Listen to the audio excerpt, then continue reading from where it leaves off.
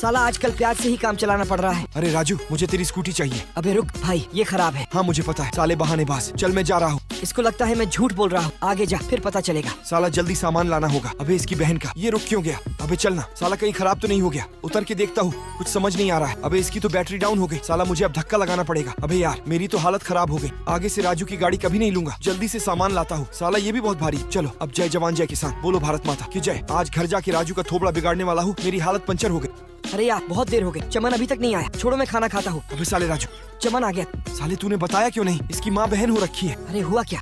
साले तुझे पता है, मैं इसको धक्का लगा के ला रहा हूँ। मेरी सारी हड्डी पसली एक हो गई। भाई मैंने बताया तो था कि ये खराब है। साले बताया था, मुझे रोक नहीं सकता था। रुक, तुझे अभी बताता हूँ। अरे चमन, मेरी क्या गलती है? रुक साले, वीडियो को एक लाइक जरूर करे।